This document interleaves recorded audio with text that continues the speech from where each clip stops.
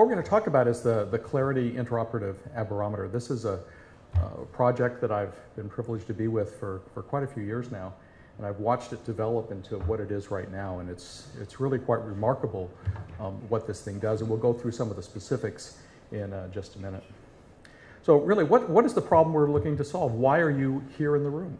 And well, we all know that formulas are getting better. But if they were really that much better, we wouldn't even be having this conversation. So here's the problem we're looking to solve. And these are 4 benchmark studies. There's the Han study in the UK by Gale and his group. There's the Han study in ophthalmology. There's Anders study in the Swedish registry in the Journal of Cataract and Refractive Surgery. And then there's my study with the North American part of the HOLOS formula optimization database. You notice that none of these benchmark studies show that we get it right all the time. In fact, we get it right on the very best of them 20% of the time. And a good outcome is considered within half a diopter of the target refraction. For 1 diopter outcomes, we do a really good job. With optical biometry, a modern formula, we're usually there about 98% of the time with formula optimization. So we'll use this because this is probably the highest number study. And again, these are physicians who have taken the time to fill out a spreadsheet with 200 to 300 cases. They use optical biometry. My guess is they may have edited a few cases. We take out the outliers, we optimize the lens constant, we drive the mean refractive error to 0, and that's about 78%. So this kind of represents an epitomizing value for most ophthalmologists. And this is a study from around the world. I'm as likely to get databases from Brisbane, Bangkok, Burbank, and Berlin. All from all different countries. So here's what we're looking for. So what is individual surgeon accuracy? And one of the interesting things I find is when I teach courses, I ask physicians, well, how many of you are accurate to within half a diopter above 90%? And it's amazing how many hands go up. And what's even more amazing is it's a course to improve outcomes. So this is what we found with the HOLOS formula optimization database. Less than 1% of surgeons have outcomes at 92% or better.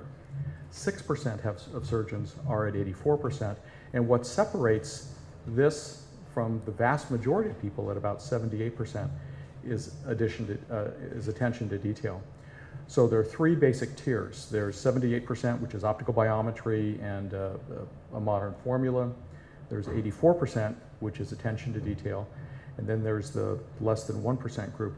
And almost every single one of these surgeons I've taken the time to meet and talk to, and these people are just totally committed to this entire process. So this is what 78% accuracy looks like if we have 100 patients. And if you're willing to accept this, good luck. I'm not. I mean, each one of these black dots is an unanticipated outcome. So what we're looking to do is we're trying to improve the outcomes and get rid of these black dots. And if you're like me, you put in multifocal lenses and toric lenses, you want as few of these black dots as possible. So why is interoperative data important? Well, again, as I mentioned, planning is getting better, but outcomes, could still improve and are not entirely consistent. And make no question about it, we're judged by our patients and our peers, and sometimes other groups, by our refractive outcomes. So our refractive outcomes is kind of the yardstick by which we're measured. And this technology benefits those exercises that try and make people less dependent on glasses. And we all know that patient expectations are continuing to increase. And in another area, there's this tsunami of patients headed towards us. There are about 38 to 40 million people worldwide that have had refractive surgery, and most of them are headed towards our office. So there's this great gap between outcomes and patient expectations. This is just a gross estimate of where premium channel IOLs are going. I think multifocal lenses are kind of flattening off. Toric lenses are definitely increasing. But what a lot of us would like to do is in our own practices, we would like to see these numbers have a nice uptick. And one of the first things we have to be able to do is gain confidence in our refractive outcome. So what is it we need? Well, we need lens-based surgery outcomes like LASIK. LASIK outcomes are what, in the mid-90s? We need to be able to do something like that. So that's 78%. And that would be this would be LASIK outcomes. So this is really what we're looking for. And we all know that patients who have LASIK, for the few that need some enhancements, are, they're very, very successful. Patients are very happy. So what are the technologies that deal with this type of measurement? Well, there's Shack Hartman, and there are a number of companies that do this. Autonomous has this, Wavescan has it. And this was a device that was actually brought to astronomy about 100 years ago. And it was the first aberrometer type methodology used in ophthalmology, not for intraoperative, but for preoperative. And it's kind of like an oil painting. We take an image and there it is. There's Talbot-Murray, which is another older technology that's used by WaveTech, Aura with Alcon. And it's adapted from interferometry. It's kind of like a snapshot. And then there's the HOLOS device, which is really the most recent iteration in this whole process. This isn't a legacy device. This is brand new technology developed specifically for ophthalmology. And rather than being like a painting or like a snapshot, it's like watching live video, so it's quite different. This is what the device looks like. It's just sitting right here in front of us.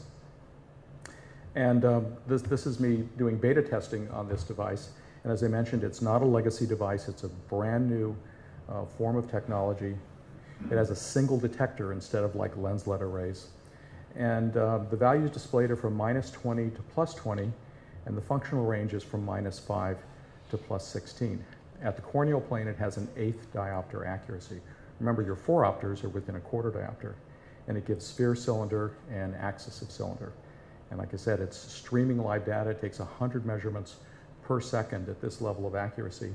There are also built into it a number of measurement qualifiers, so we can look at the data in a number of different ways, and we can also qualify the data in a number of different ways.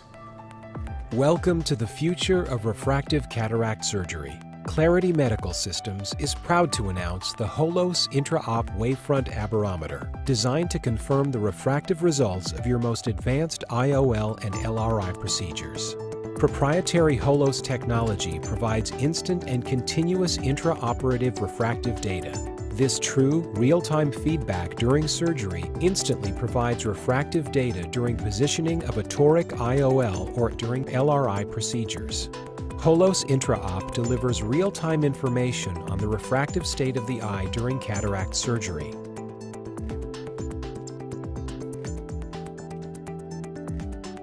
Wavefront aberrometry starts by sending a narrow beam of focused light. The wavefront generation has begun. When the light beam reflects off the retina, it creates a wavefront that passes back through the lens and cornea that carries the patient's detailed refractive data. This wavefront and the refractive characteristics of the eye change as the toric lens rotates. Previous generations of intraoperative aberrometers take a snapshot of the wavefront to create a refractive profile at a single moment in time. The revolutionary proprietary HOLOS technology scans the stream of wavefront data hundreds of times a second, creating an instant and continuous video of the eye's refractive characteristics. This is true real-time data. The wavefront emanating from the patient's eye is optically relayed through the HOLOS system and focused onto a pivoting microelectrical mechanical system, or MEMS. As the MEMS pivots, the sequentially shifted wavefront is redirected through another lens and onto a detector. The HOLOS Intra-Op Aberrometer achieves real-time, high-resolution scanning, in part by the speed at which the MEMS pivots and the number and position of the refractive samples scanned. Qualitative refractive data is displayed all the time on the system's video monitor as superimposed over a high-definition live video of the patient's eye. Here is the live interface. The colored circle represents sphere. The blue bar represents cylinder. Qualified, high-confidence quantitative data are shown at the bottom of the screen. In surgery, when you reach the target refraction for your patient, whether through correct lens choice, appropriate rotation of a toric IOL, or reaching the ideal titration point for a relaxing incision, the circles and bars shrink to a minimum, indicating achievement of the desired refractive target. The HOLOS Intra-Op for refractive cataract surgery provides both qualitative and quantitative refractive data continuously and in real time. Now ophthalmologists have the data they need when they need it to verify and confirm correct positioning of toric IOLs in refractive cataract surgery. the effects of titrating relaxing incisions, and confirmation of having reached their patient's target refraction. HOLOS Intra-Op. Welcome to the future of refractive cataract surgery.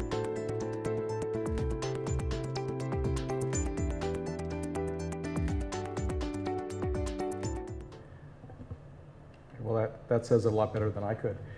So in some of the beta testing that we did, a couple of things have come up with this device. The first is that for the toric IOL, this is really uniquely suited. This has allowed me to go places with patients that had unusual astigmatism that I would have never thought about doing before, because unusual corneas, sometimes you can't tell what the net value is. Add to that unusual corneas where the posterior cornea is a little bit different, and this is really a go-to device. So this is what the aphakic refraction looks like. You can see we have sphere cylinder and axis of cylinder. And then I think in just a minute it'll switch over to, this is phakic. And you can see we're just a little bit on the hyperopic side here. This is this is one of the qualifiers here. You can tell that something's coming back against the signal that makes it not desirable, so you get a heads up about that. So who are people that this works well for? Well, the high astigmat for people where just small changes may have a big impact. As I mentioned, it's a net solution. When we do toric IOLs, we're looking to correct the whole toricity of the eye, which is the anterior cornea, the posterior cornea, and the toricity of the IOL. In my right eye, I have 1 1/4 diopters of against the rule astigmatism. I would have gotten that wrong with any basic toric calculator. Unusual forms of astigmatism, people that have had prior refractive surgery, that you might not even try a toric IOL on, corneal scarring, prior trauma, naturally occurring irregular astigmatism, and also corneal dystrophies. I mean, how many people here put toric IOLs in eyes with keratoconus, stable keratoconus? I actually would with something like this. And that's stable keratoconus, patient over 55, where things kind of line up, and prior refractive surgery. And again, any unusual eyes where you're not confident that you might have a reasonable result, high extreme axiomyopes, hyperopes, unusual Ks, strange white to whites, this would really help you. So here's a patient who, this is a lady with a lot of corneal scarring from contact lens wear. And she was just begging me to do something to make her astigmatism less. And she said, I don't care if you get it all, just make it so I can wear glasses. She could only wear contact lenses because she had so much astigmatism. So we used the HOLOS for this, and we were able to get her down to about 1 1/4 diopters with this. I would have never even attempted something like this before. This lady was so happy. She ended up on a patient testimonial on the Alcon Toric website. She was so pleased. So again, what makes this different? Well, we have real-time data overlaid on an image of the eye, and the information's processed and displayed automatically. There's no delay in what comes back, and it's also immune to ambient light. And why is this important? Well, basically, if you deal with astigmatism, if you put in toric IOLs, this is probably the single most accurate way to do it. This doesn't require any interaction between yourself and the screen and the staff. Basically, it's displayed real time. You know exactly what you have, and it can be used for LRIs. And also, anything you do to the eye, you can see what happens. So if you loosen up the speculum, the astigmatism goes down. You push on the eye, you get a funny rotation of the markers. You can tell exactly what's going on with the eye while you're in surgery because it's displayed in real time. So in 2015, the device is set up to confirm pseudophakic IOL power, and next year we hope that this will give us an aphakic refraction. So we take out the lens and we get a power that we're going to add to that optical system for the desired refractive result. And this will be the next step for HOLOS, and this is something that we're very excited about. So with this, I'm certainly getting ready to up my game as far as refractive outcomes go.